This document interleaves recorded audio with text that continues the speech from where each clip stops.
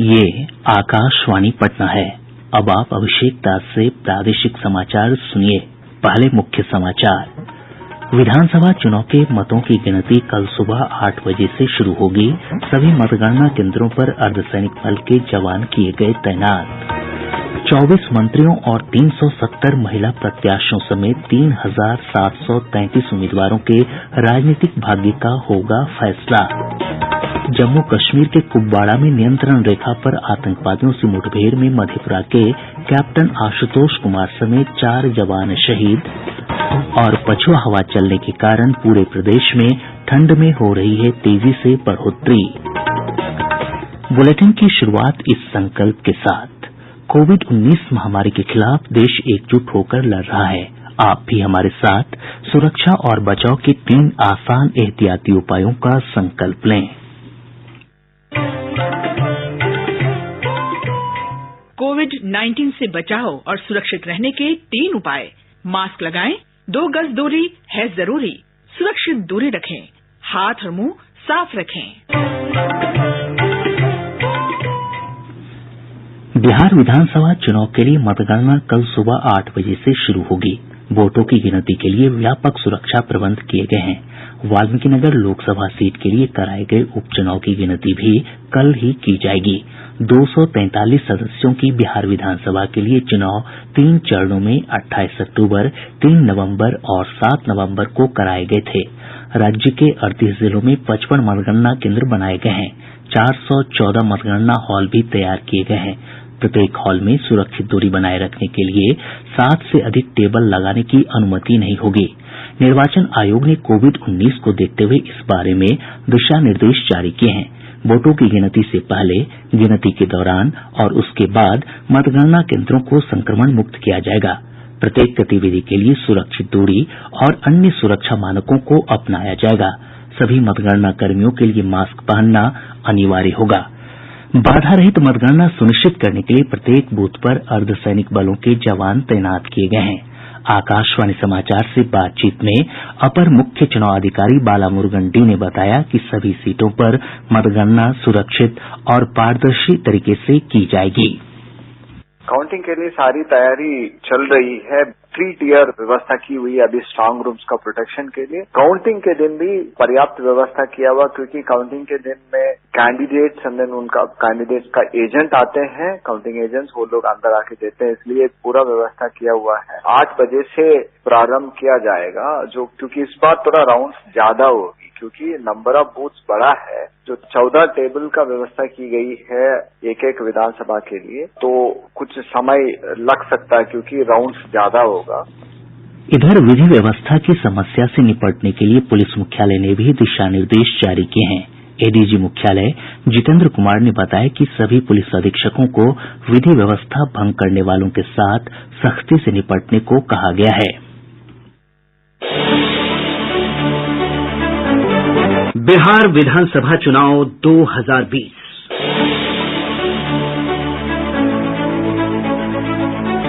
10 नवंबर को मतगणना, फैसले का दिन। आकाशवाणी पटना का प्रादेशिक समाचार एकांश भी है तैयार। मतगणना की पल पल की खबर आप तक पहुंचाएंगे हम। रुझान, नतीजे और उनका विश्लेषण। 10 नवंबर सुबह 10 बजे से सीधा प्रसारण सुनिए। हर घंटे 5 मिनट का विशेष चुनाव बुलेटिन भी। जरूर सुनिए मतगणना के दिन की पूरी खबर। आकाशवाणी पटना और विविध भारती पर। महागठबंधन के मुख्यमंत्री पद के उम्मीदवार तेजस्वी प्रसाद यादव ने चुनाव परिणाम से पूर्व अपने कार्यकर्ताओं के लिए चेतावनी जारी की है। श्री यादव ने कार्यकर्ताओं से परिणाम को संयम, सादगी और शिष्टाचार के साथ स्वीकार करने की अपील की है। 3 चरणों में संपन्न हुए बिहार विधानसभा चुनाव में 370 महिला उम्मीदवारों समेत 3733 प्रत्याशियों के राजनीतिक भाग्य का फैसला होना है। विधानसभा की सभी 243 सीटों पर मुख्य मुकाबला एनडीए और महागठबंधन के उम्मीदवारों के बीच माना जा रहा है। हालांकि कई सीटों पर लोक जनशक्ति पार्टी और राष्ट्रीय लोक समता पार्टी के प्रत्याशियों के साथ साथ अन्य दल और निर्दलीय उम्मीदवारों ने मुकाबले को त्रिकोणीय बना दिया है। एनडीए और महागठबंधन ने सभी 243 सीटों पर अपने उम्मीदवार दिए। एनडीए की ओर से जदयू से सबसे अधिक 115 उम्मीदवार चुनावी मैदान में हैं, जबकि भाजपा के 110 प्रत्याशी अपनी किस्मत आजमा रहे हैं। इसी तरह विकासशील इंसान पार्टी के 11 और हिन्दुस्तानी आवाम मोर्चा के 7 उम्मीदवारों के भाग्य का फैसला कल हो जाएगा। दूसरी तरफ महागठबंधन से राजद ने सबसे अधिक 144 उम्मीदवार मैदान में उतारे हैं। कांग्रेस के 70, भाकपा माले के 19, भाकपा के 6 और माकपा के 4 उम्मीदवारों के राजनीतिक भविष्य का फैसला भी कल होगा। चुनाव में 24 मंत्रियों की किस्मत दांव पर है। वहीं विधानसभा अध्यक्ष विजय कुमार चौधरी के साथ साथ जदयू, भाजपा, राजद और कांग्रेस समेत अन्य राजनीतिक दलों के कद्दावर नेताओं की किस्मत का भी कल फैसला होगा। इसी तरह हिन्दुस्तानी आवाम मोर्चा के अध्यक्ष और पूर्व मुख्यमंत्री जीतन राम मांझी तथा विकासशील इंसान पार्टी प्रमुख मुकेश सहनी के राजनीतिक भाग्य का फैसला भी होना है। नये चेहरों में भाजपा से श्रेयसी सिंह, प्लूरल्स पार्टी की प्रमुख पुष्पम प्रिया चौधरी, राजद की रितु जायसवाल और कांग्रेस से सुभाषिनी यादव प्रमुख हैं। बिहार के चुनाव इतिहास में पहली बार एक ट्रांसजेंडर उम्मीदवार भी चुनाव मैदान में है।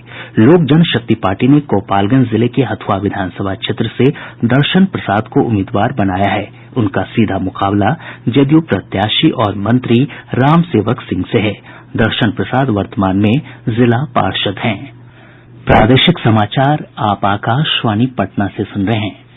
जम्मू कश्मीर में कुपवाड़ा जिले के माचिल सेक्टर में नियंत्रण रेखा पर आतंकवादियों से मुठभेड़ में मधेपुरा के कैप्टन आशुतोष कुमार समेत 4 जवान शहीद हो गये।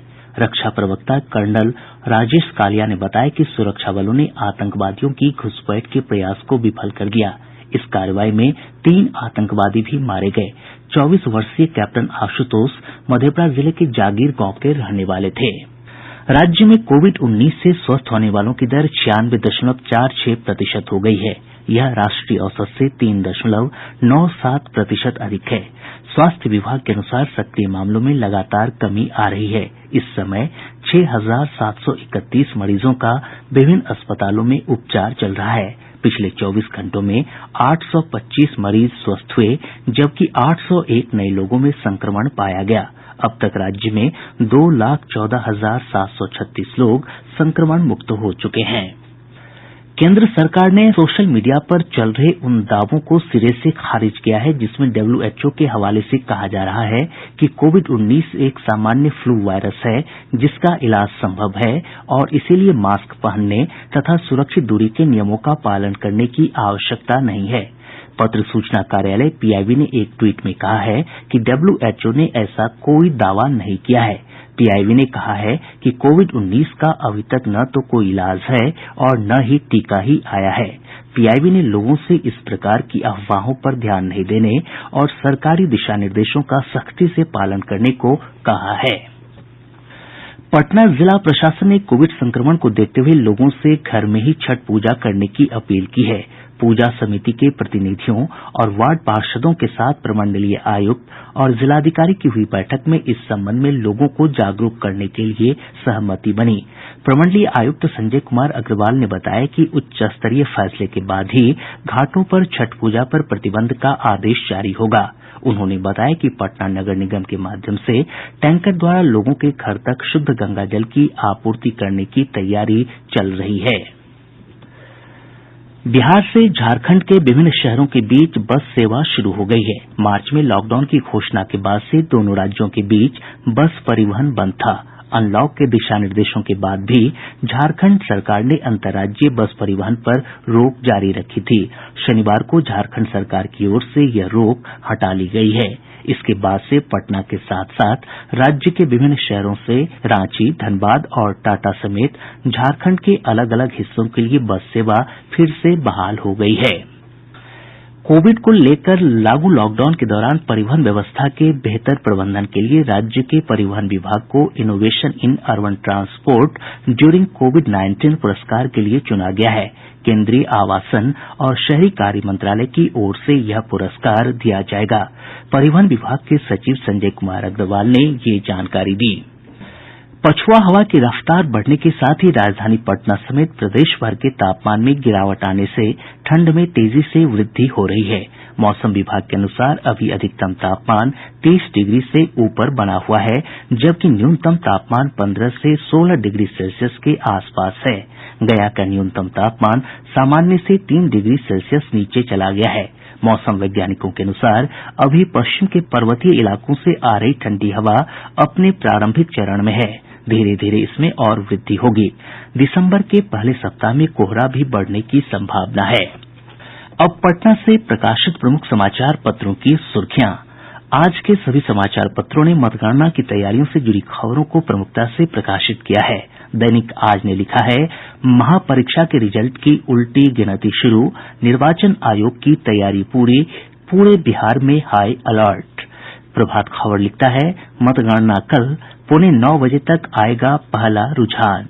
दैनिक भास्कर की सुर्खी है, एमपी और राजस्थान जैसा घटनाक्रम रोकने के लिए कांग्रेस अलर्ट, रणदीप सुरजेवाला और अविनाश पांडे ऑब्जर्वर बनाए गए। हिन्दुस्तान ने लिखा है, परिणाम के दिन हंगामा किया तो सख्त कार्रवाई। राष्ट्रीय सहारा ने दरभंगा हवाई अड्डे से विमान सेवा शुरू होने की खबर को पहली सुर्खी बनाते हुए लिखा है, पहली उड़ान बेंगलुरू से पहुंची दरभंगा, दूसरी दिल्ली के लिए उड़ी। और अब अंत में मुख्य समाचार एक बार फिर। विधानसभा चुनाव के मतों की गिनती कल सुबह 8 बजे से शुरू होगी। सभी मतगणना केंद्रों पर अर्धसैनिक बल के जवान किए गए तैनात। 24 मंत्रियों और 370 महिला प्रत्याशियों समेत 3733 उम्मीदवारों के राजनीतिक भाग्य का होगा फैसला। जम्मू कश्मीर के कुपवाड़ा में नियंत्रण रेखा पर आतंकवादियों से मुठभेड़ में मधेपुरा के कैप्टन आशुतोष कुमार समेत 4 जवान शहीद। और पछुआ हवा चलने के कारण पूरे प्रदेश में ठंड में हो रही है तेजी से बढ़ोतरी। इसके साथ ही आकाशवाणी पटना से प्रसारित प्रादेशिक समाचार का ये अंक समाप्त हुआ।